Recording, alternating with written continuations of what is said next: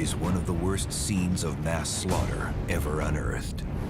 An apex predator, a panicked stampede, and a natural disaster all collided in a perfect storm. Now, a new discovery reveals the giant prehistoric monster at the center of it all. An Arctic dinosaur. They're the Earth's first fighters, the ultimate predators. New discoveries in forensic science bring to life the prehistoric art of war. This is Jurassic Fight Club.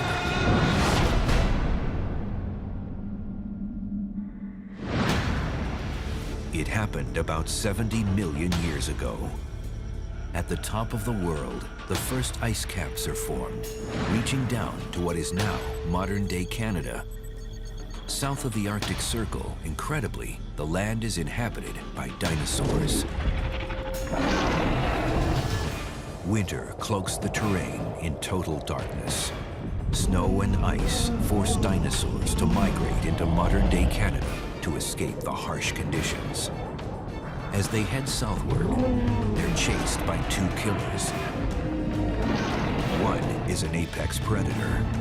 The other is the disintegration of the Arctic world.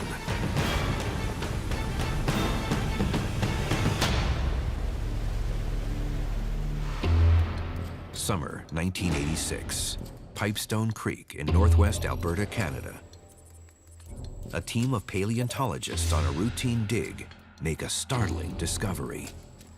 It's the remains of an entire herd of dinosaurs. Over 3,500 bones, with up to 100 bones packed in per square meter and including 14 skulls in total. It is one of the most spectacular finds in dinosaur history. They quickly identify the dinosaurs as Pachyrhinosaurus,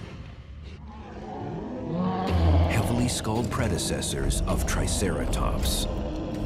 A typical adult measured about 23 feet long, stood about 7 feet tall, and weighed as much as 4 tons.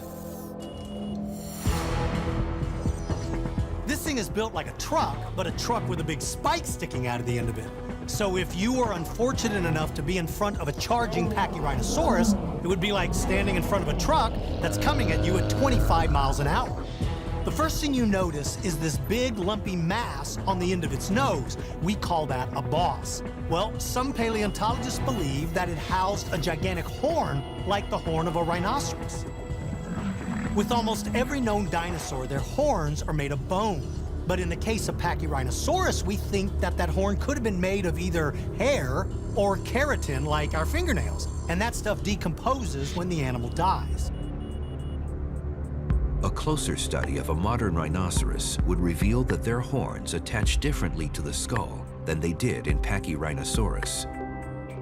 We actually got specimens of rhinoceros that had passed away in zoos and looked very closely at exactly how the horn attaches to the bone.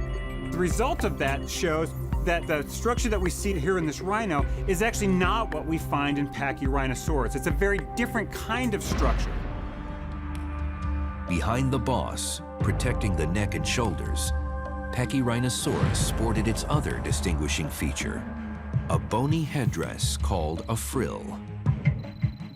The frills were clearly functional because, I mean, this was something that was passed on from generation to generation. It may have started off as a species recognition, sexual display mechanism, but both male and female have it. So I'm sure in the end it helped in terms of protection. If you're going to bring down a ceratopsian, you're not going to be able to get it by the neck because there's nothing to grab on there but solid bone that's this thick. Then, by studying the bones at the site, paleontologists found another clue. This herd consisted of all ages, from the very young to full-grown adults.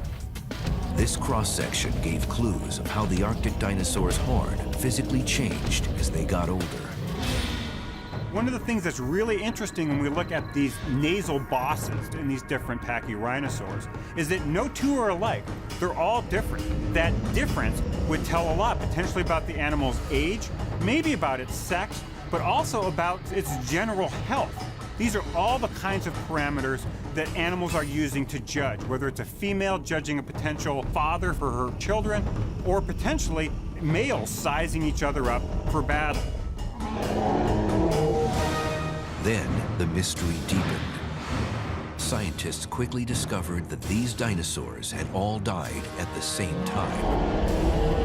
Finding the remains in one place could mean only one thing.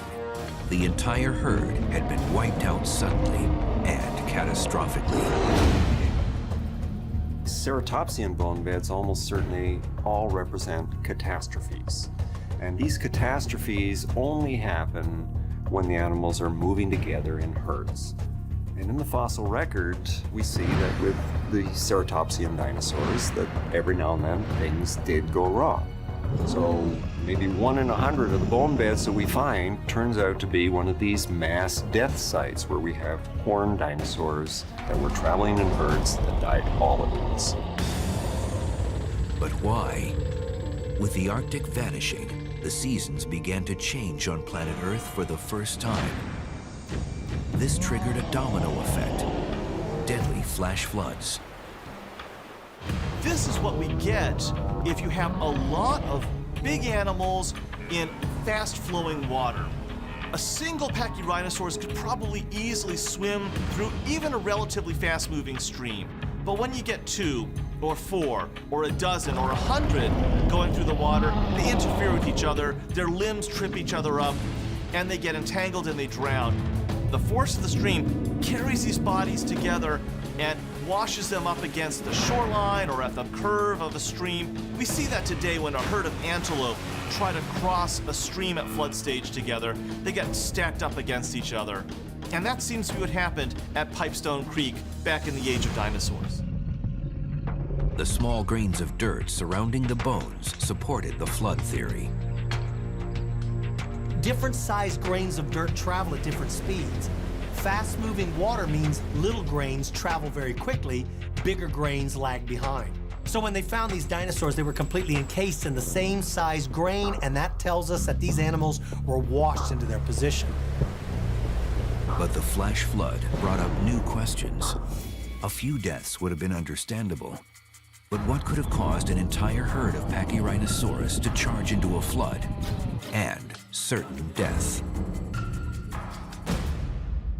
Lawrence Whitmer of Ohio University conducted CAT scans on the brain case of Pachyrhinosaurus, looking for clues as to how the dinosaur may have behaved. He found that this animal wasn't overly intelligent. It operated on raw instinct. What that small brain structure in Pachyrhinosaurus tells us is that the animals were probably not problem solvers. They didn't have the capacity necessarily to sort out what was going on in their environment. They're a very instinctual animal. So you really couldn't throw Pachyrhinosaurus a curve and have the animal deal with it. It was a very instinctual, hardwired animal. Being an animal that reacts on instinct more than intellect, it's easy to understand how an entire herd of Pachyrhinosaurs could have been stampeded into a fast-flowing river. Because of their small brains, these dinosaurs had a shoot first and ask questions later sort of mentality. But what Pachyrhinosaurus lacked in brains, it more than made up for in brawn. Although the brain was small, it was protected inside the dinosaur's chief weapon, an armored skull. Think of it as a prehistoric battering ram. Ceratopsian brain cases are actually separated from their skull, which means that they can actually have a large impact on something, and it's not going to addle their brain, whether it's another dinosaur or maybe even knocking down trees, I don't know, to get to some more edibles. That massive skull is their biggest weapon, and it's what they use to defend themselves. In a fight, Pachyrhinosaurus is going to do one thing, and that is to face its attacker.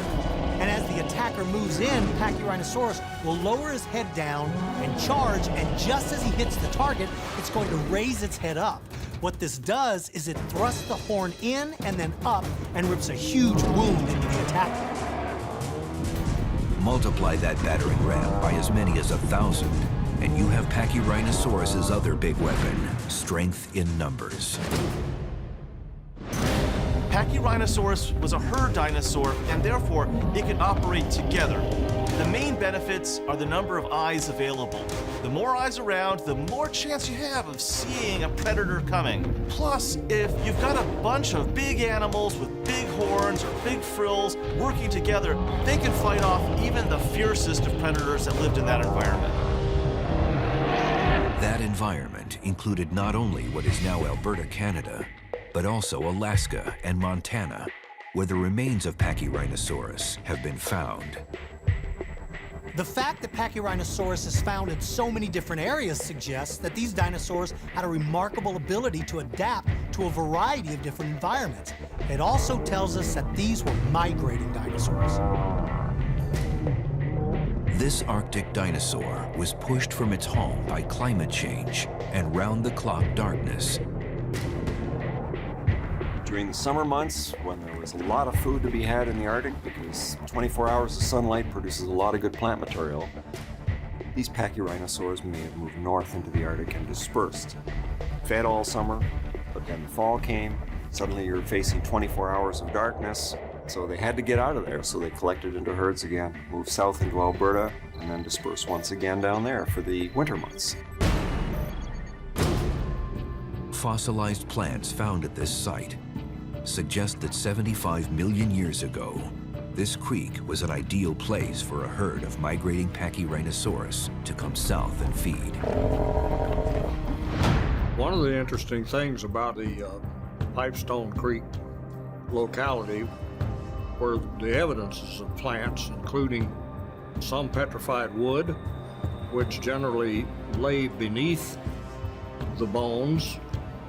There was pollen, there were spores, there were leaves, and the general tenor of the plant remains was that it was a deciduous type forest.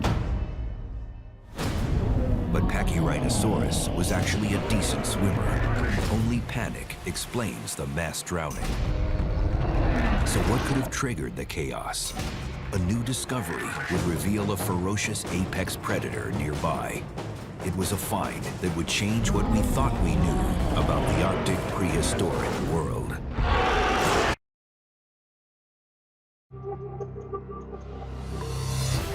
The discovery of one of the largest prehistoric graveyards ever unearthed revealed a killing field. An entire herd of Pachyrhinosaurus were drowned in a flash flood. What exactly drove them there?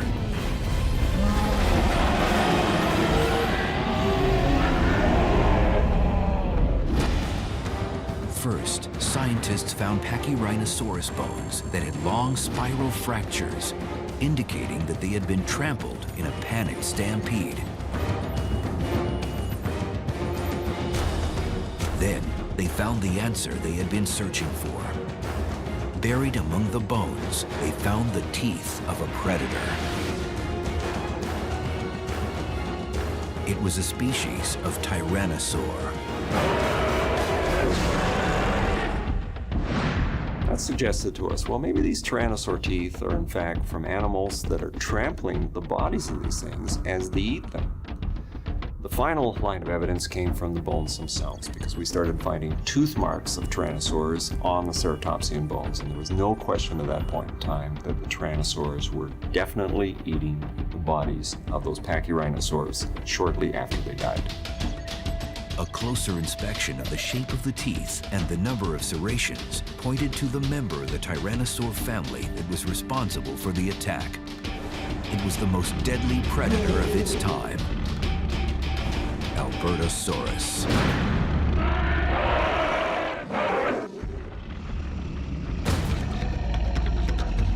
Albertosaurus, the lizard of Alberta, an apex predator of the tyrannosaur species.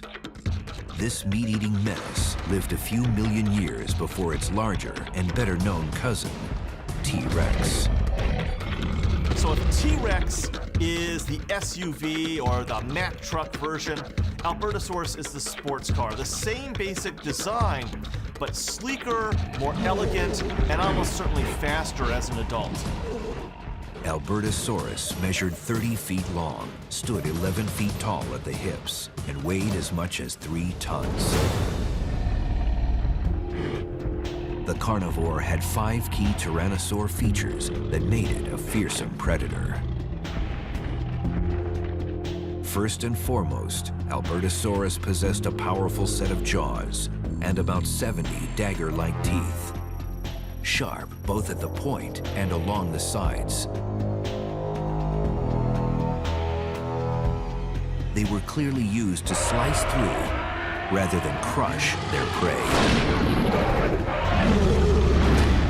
Their teeth are recurved, which means they sort of point backwards, and they're also very blade-like and have serrated edges. It's pretty unique because they're perfectly adapted for slicing meat, but not necessarily for crunching bone. The second key tyrannosaur feature was binocular vision, giving it keen depth perception.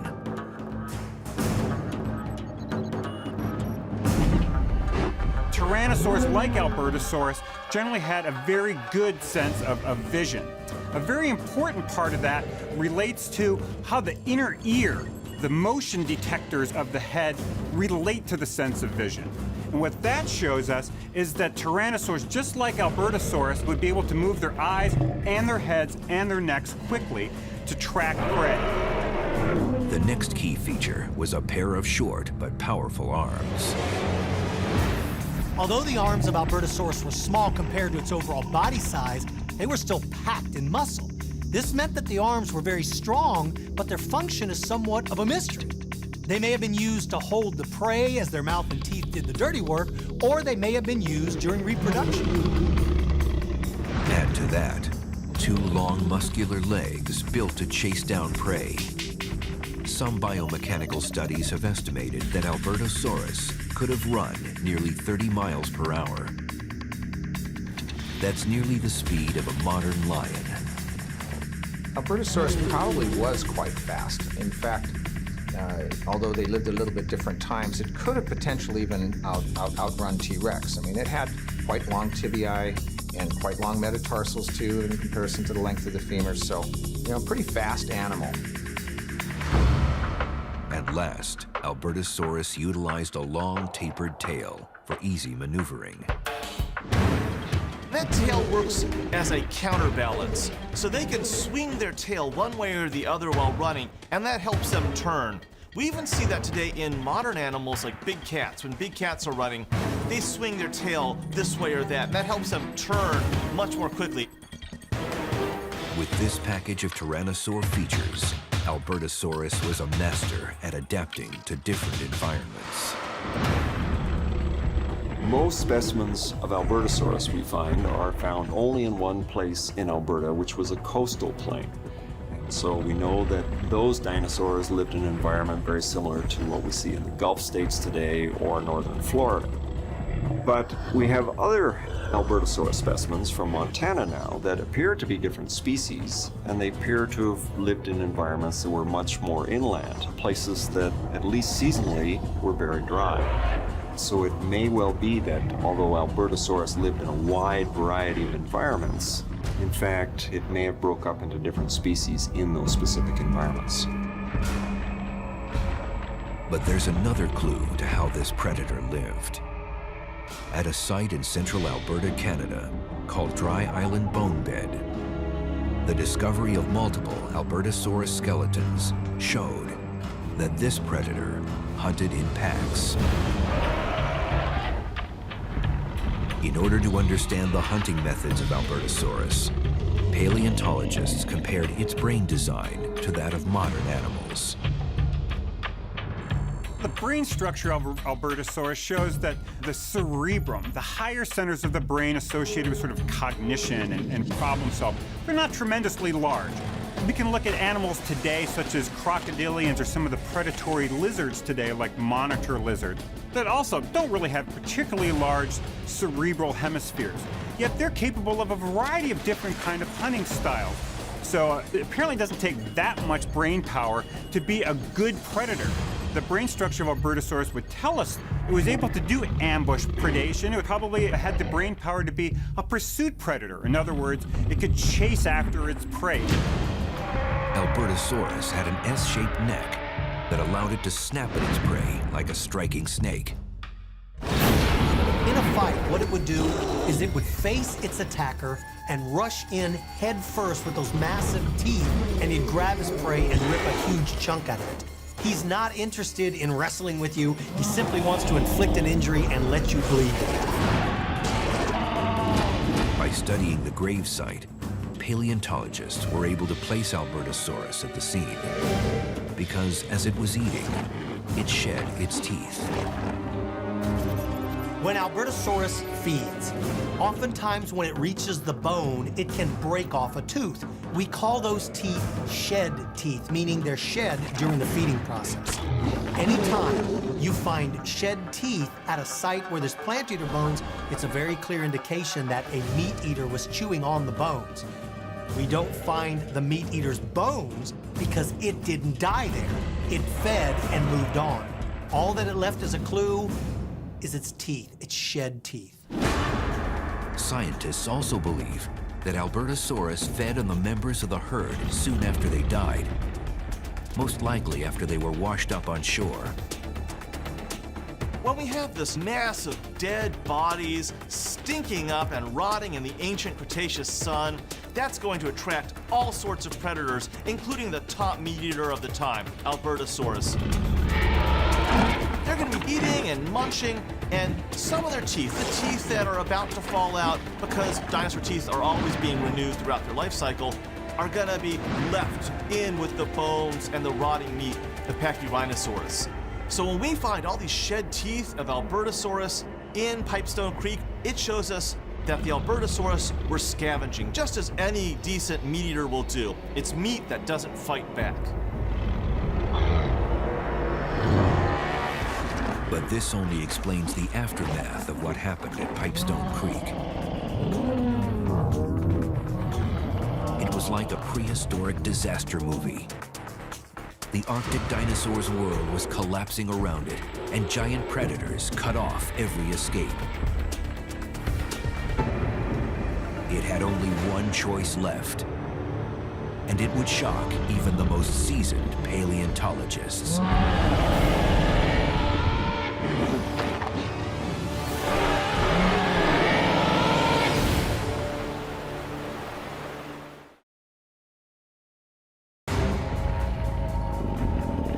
Albertosaurus, an apex predator.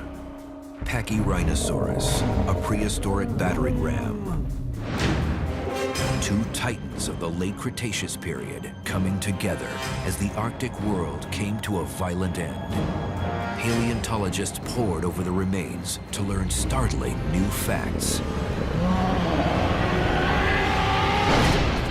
Pachyrhinosaurus and Albertosaurus, they're both very large, and that large size immediately confers a great amount of strength. Neither of them were particularly delicate animals, but certainly of the two, Albertosaurus was certainly the more delicate. It had relatively long legs, and it only walked around on two of them. And so consequently, Albertosaurus was in greater danger of having catastrophic damage take place. Pachyrhinosaurus, though, was a more compact quadrupedal kind of animal, a more sturdy build than what we see in Albertosaurus. Albertosaurus was a forerunner of the T-Rex. It had more functional arms, but its head was smaller and less powerful, so it had to use its relatively short arms to help it catch prey, a less efficient method. Albertosaurus has these long, slender legs. It's got the shock-absorbing foot.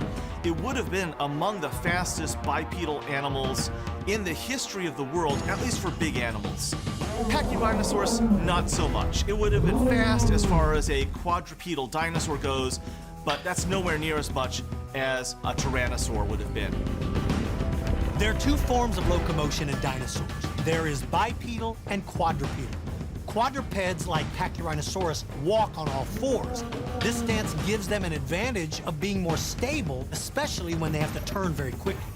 But Albertosaurus being a biped means that it only walks on two legs. This gives them greater speed, but less stability in turning quickly. It could turn about as quickly as a modern elephant.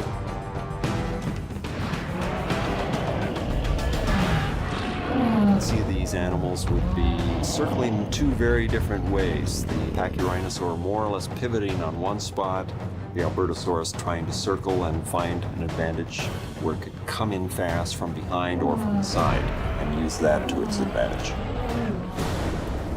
Albertosaurus hunted in small groups of up to 5. A herd of Pachyrhinosaurus would have been more than capable of standing their ground against a single Albertosaurus. But if there were more than one, well, that would make it considerably more difficult for the Pachyrhinosaurus. We know Albertosaurus hunted at least some of the time in packs. The fossil evidence proves that.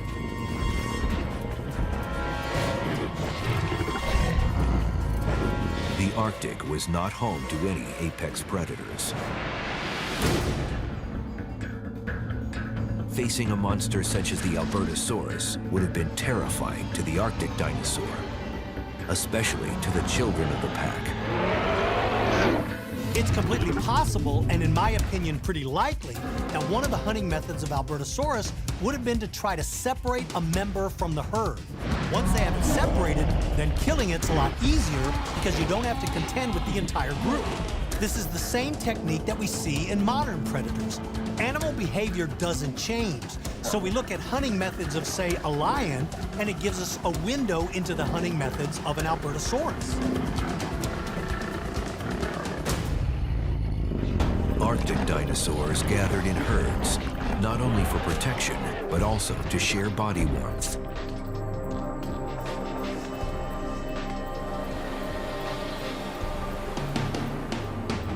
We know, based on the geological evidence, that the herd ended up in a flooded river. But very few animals will attempt to cross a river when it's flooding. Well, we don't have the evidence that tells us exactly what happened and why these animals chose to enter the river, but something drove them into it. The only explanation I can think of is that they were forced into the river. It's certainly plausible that they were being chased into it by something as big as Albertosaurus. The Albertosaurus could not withstand the Arctic cold. It didn't have enough fat to insulate it. The main weapon of Albertosaurus is very powerful, bone-crushing, flesh-tearing jaws. And behind it, it's got a pretty good computer, a big brain as far as dinosaurs go, and really good senses. Great vision, great sense of smell. Pachyrhinosaurus's weapons, it's got this very powerful nose mass, whether it's a horn or a lump. That's a very good defensive weapon.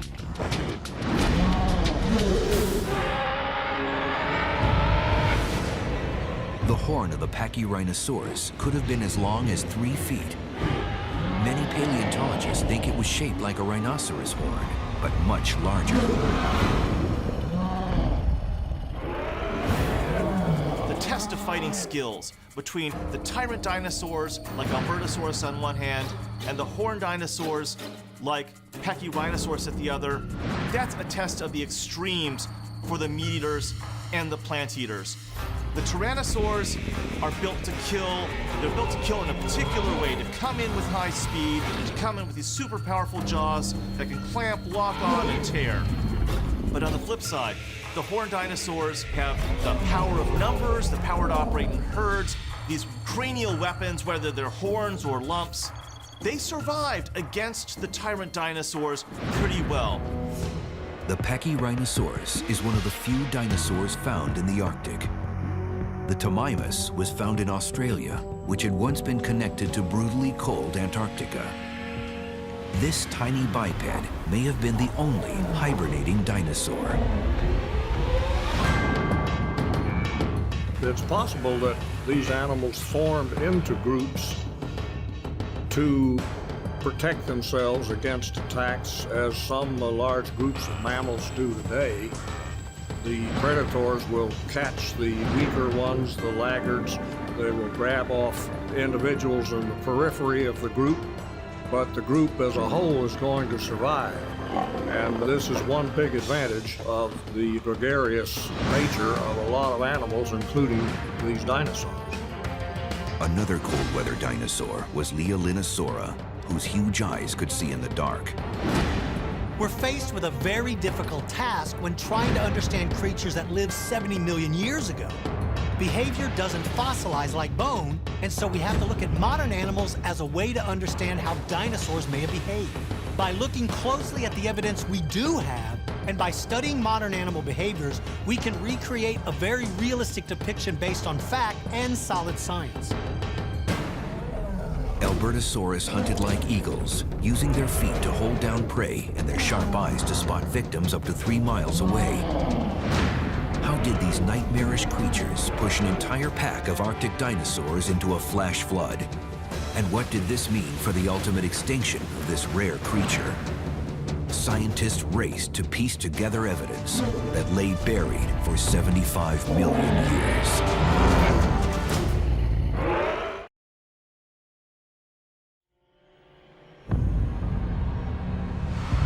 70 million years ago, Albertosaurus was the most fearsome hunter in North America. It was one of the few dinosaurs who would take on the horned Arctic dinosaur. This herd of Pachyrhinosaurus had eaten many days' worth of food to prepare for their migration. This would have slowed them down and made them sluggish. Although Pachyrhinosaurus doesn't have the same massive size and weaponry as the other members of the ceratopsian family, they're still pretty powerful and dangerous dinosaurs. That horn can cause some fatal wounds, and the fact that they lived in herds makes them that much more dangerous. So these Albertosaurus have got to be very careful. Albertosaurus fed on horned dinosaurs, duck-billed dinosaurs, and even the armored Ankylosaurus. They were fearless. The behavior and hunting methods of dinosaurs like Albertosaurus were no different than those of larger predators today. Lions are a perfect example of how they'll seek out members of the herd and target the weakest for attack. These Albertosaurus know that a weak member of the herd is less likely to put up a vigorous defense, and so their chances of being injured are reduced. Unlike many dinosaurs, the Albertosaurus wanted to chase its prey. This tired the victim and made it easier to kill. Alerted to their presence, the Pachyrhinosaurus take up a defensive stand and begin to scan the forest for their unseen attacker. Realizing that the herd is aware of them, the Albertosaurus leave their hiding positions and move in towards the awaiting Pachyrhinosaurus.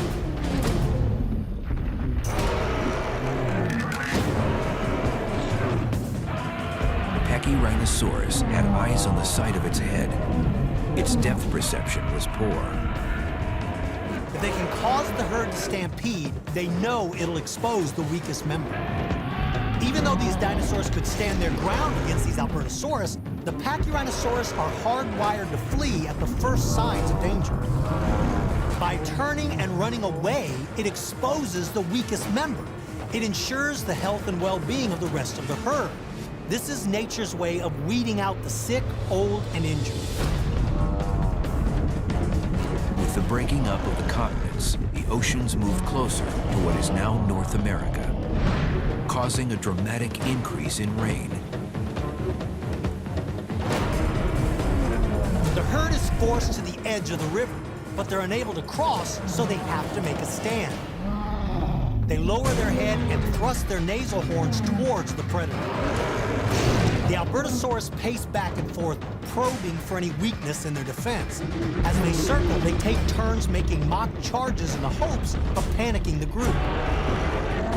They get their chance when one of the herd members breaks ranks and runs. The Pachyrhinosaurus herds were made up of a few dominant males and a harem of females and their children. Albertosaurus live on instinct. The moment that Pachy breaks ranks and runs for it, the predators zero in on him and give chase. The Albertosaurus knows that separated from the herd, this Pachyrhinosaurus does not stand a chance of defending himself. It's the old adage, divide and conquer. The Pachyrhinosaurus frill was almost 3 inches thick and made of solid bone.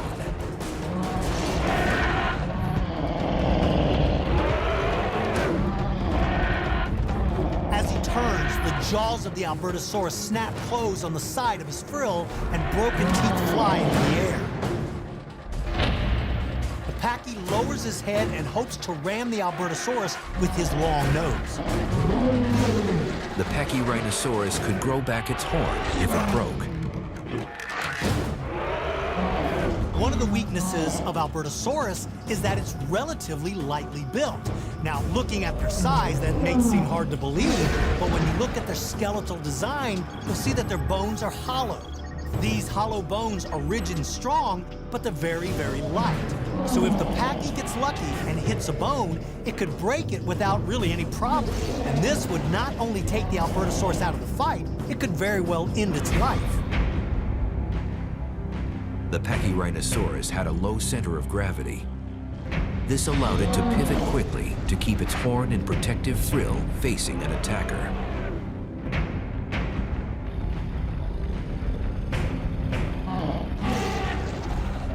Pachyrhinosaurus, like pretty much all members of the Ceratopsian family, have no weaponry from behind their neck backwards. From their neck back, they're completely vulnerable and they have no weapons. They have no spikes, they have nothing. All of their weapons are in the front. So to attack an animal like Pachyrhinosaurus, your best bet would be to attack its unprotected side, or its flanks, or even the back of the neck behind the shield. The skin of the Pachyrhinosaurus was up to 3 inches thick and similar in toughness to an elephant or rhino.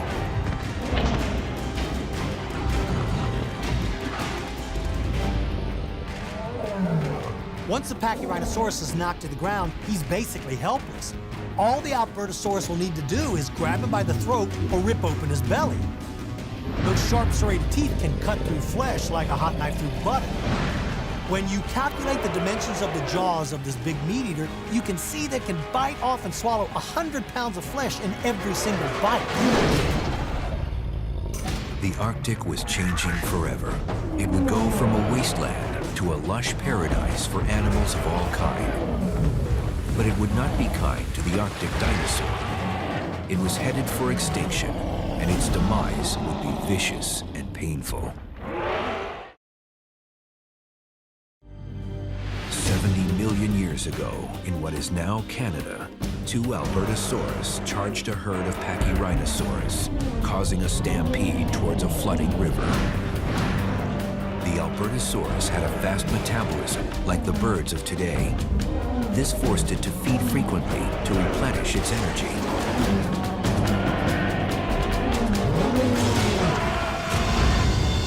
Because of their lower center of gravity, dinosaurs like Pachyrhinosaurus would have been able to recover quickly from a fall.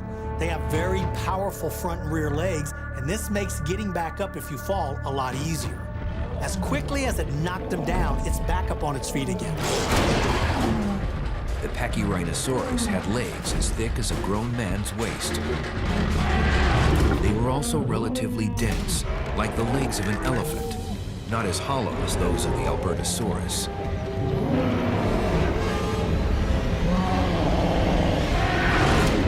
The thin legs of Albertosaurus are its weak spot because it wouldn't take much force to crack or even break the leg bones.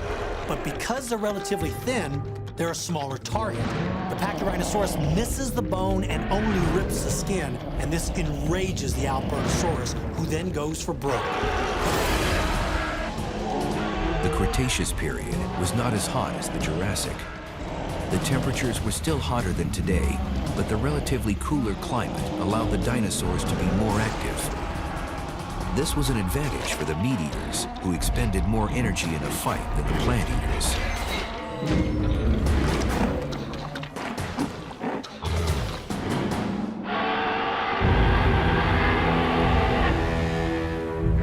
The Albertosaurus also had a cavernous stomach. It could have eaten a cow in a single meal. Its endless appetite drove it to savage butchery.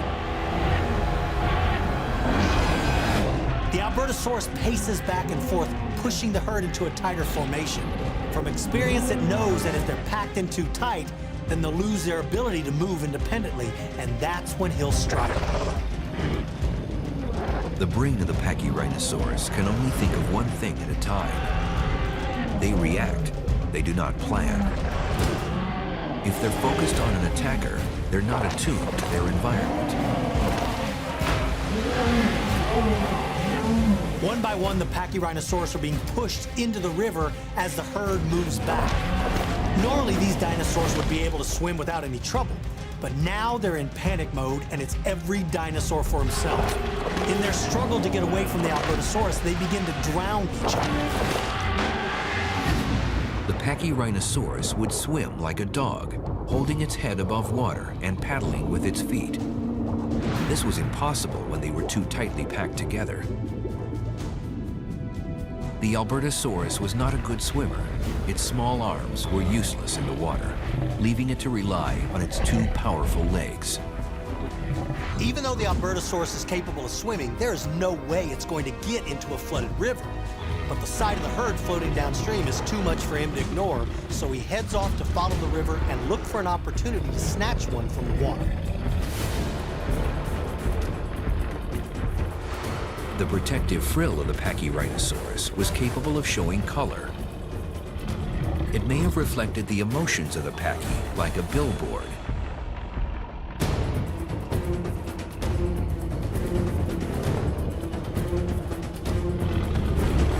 When the Pachyrhinosaurus bodies came to the bend in the river, the momentum of the water pushed their carcasses to the outer edge of the bend.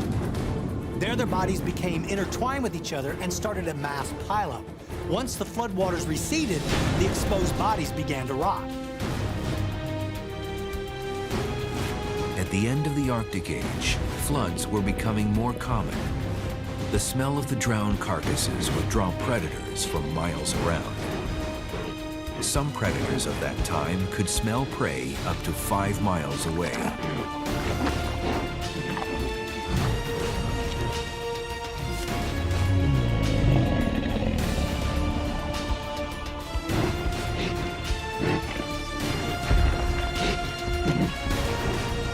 There are countless examples of modern animals that, when trying to cross a river, things can turn into sheer carnage.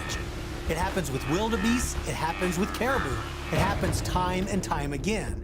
And each time it occurs, predators either cause it or show up very quickly to take advantage of it. The evidence at Pipestone Creek proves that these animals were killed in mass and then covered in mud in a bend in a river. And Albertosaurus were there to feast on the remains. Albertosaurus and Pachyrhinosaurus eventually succumbed to extinction. The climate changes of the later Cretaceous period were the beginning of the end. The reason why? It's probably environmental changes. It's a very tough mystery that we don't have the answer to. We know at the end of the Cretaceous period, when these two dinosaurs go extinct, something big occurs in the environment. Even as far north as Canada, environmental changes are having a pretty dramatic impact. I think these dinosaurs went extinct because they simply could not deal with the global environmental changes that were occurring at the end of the Cretaceous period.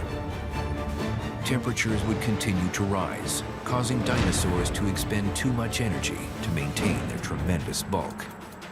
The real big question that we want to know about Pachyrhinosaurus is what's going on with that nose. Is there really a giant horn there, or was it just a lumpy mass? And if it's a lumpy mass, how is that mass structured? Were there ridges on it, lumps, crests? All we need is one really good specimen, and we'll know what the face of Pachyrhinosaurus really looked like. Pachyrhinosaurus outnumbered predators by about 4 to 1, so the Albertosaurus has been found even less commonly than the Pachy. Less than 40 individual Albertosaurus have ever been found, while hundreds of Pachys have been uncovered.